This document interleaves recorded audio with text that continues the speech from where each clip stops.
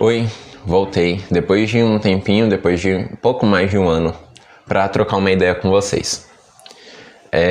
Eu não sei quando é que eu vou postar esse vídeo, se vai ser começo do ano, começo de 2025, se vai ser no finalzinho de 2024 mesmo, mas quando a gente pega para olhar para o nosso ano, final de ano ele é muito reflexivo, né? Todo mundo fica muito pensativo, todo mundo começa a criar suas metas, todo mundo começa a planejar o próximo ano.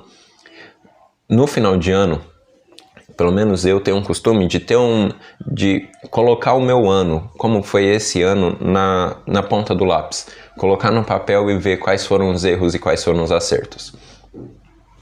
Eu fiz isso esse ano e foi depois de muita oração, depois de conversar com muitas pessoas, depois de refletir as coisas que eu passei, as coisas que eu enfrentei, as minhas dificuldades, eu cheguei na conclusão que muita coisa que eu passei esse ano foi daquela frase que é melhor obedecer do que sacrificar, só que no meu caso já foi o sacrificar.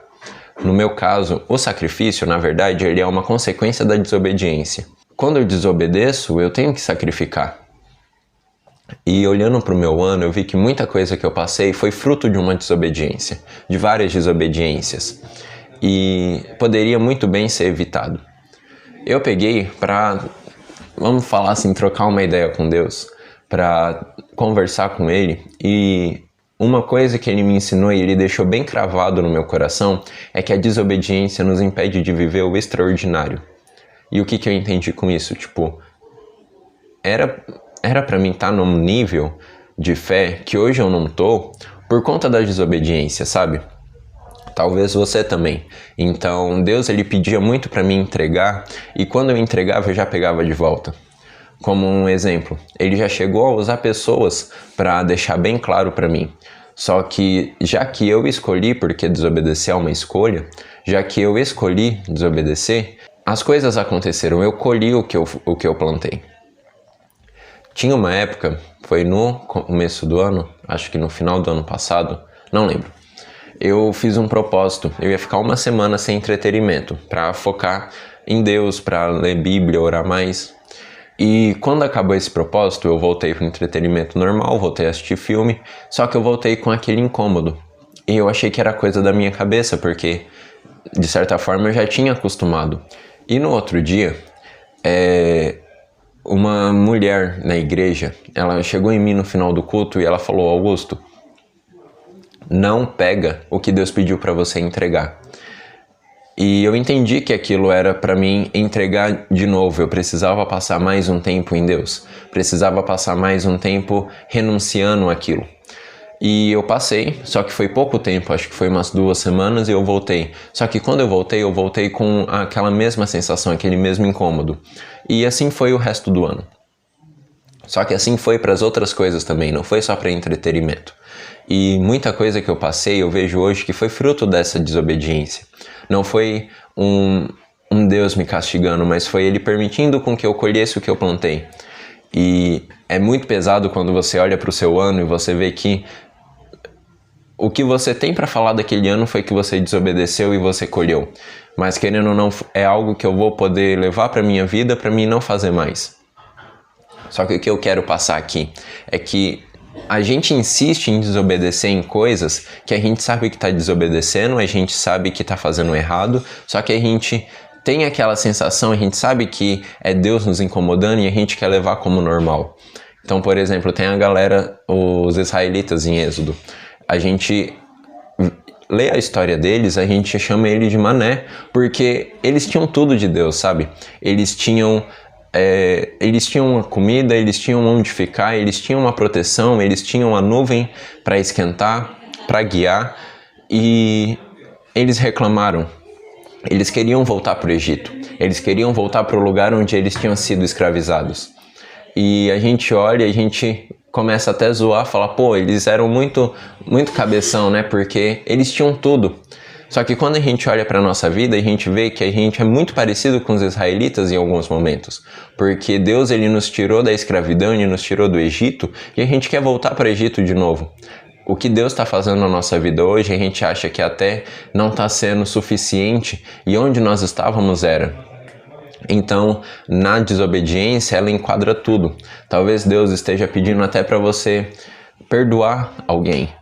Você sabe que você tem que perdoar, você já entende, só que você não consegue tanto perdoar alguém como se perdoar também.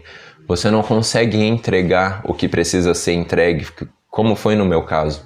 E a desobediência, como eu falei, ela nos impede de viver o extraordinário. Então, Deus ele tem um extraordinário para todo mundo, para cada um. Só que para a gente chegar nesse extraordinário, a gente precisa ir morrendo cada dia mais. Morrendo para nossas vontades. É muito bonito quando a gente fala que a gente quer viver uma vida inteira para Deus. A gente quer que que nós chegamos a uma submersão tão grande nessa vida, nesse oceano que é Deus, que as pessoas nos confundam com Jesus. Então é algo muito bonito de ser dito. Mas quando a gente pede isso para Deus e Deus ele começa a mandar, tá, então se você quer ser mais parecido com Jesus, seja menos parecido consigo mesmo. E começa a se espelhar mais nele. Então, Deus ele vai pedir da gente o que pode ser um altar na nossa vida. E vai se confirmar se é um altar ou não a partir do momento que a gente não entrega o que ele pediu.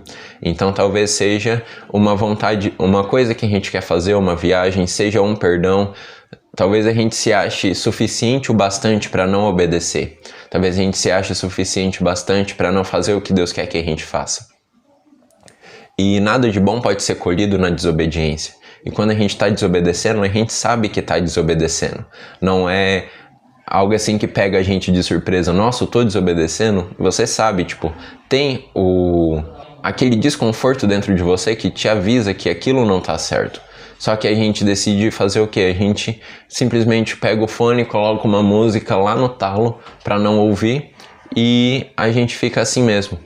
Que nesse próximo ano a gente possa deixar de ser cabeção e obedecer mais.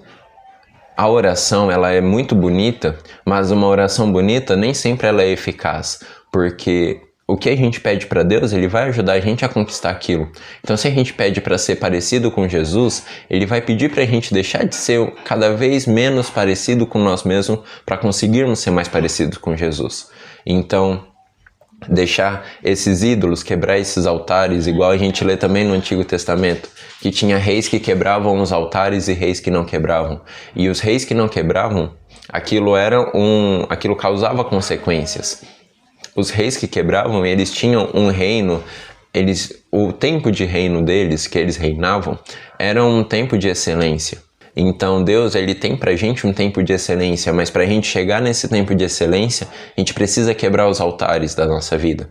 Eu nem tinha nada pronto, assim, não fiz roteiro nem nada, eu só precisava vir falar e eu precisava obedecer, que já tinha passado da hora, né?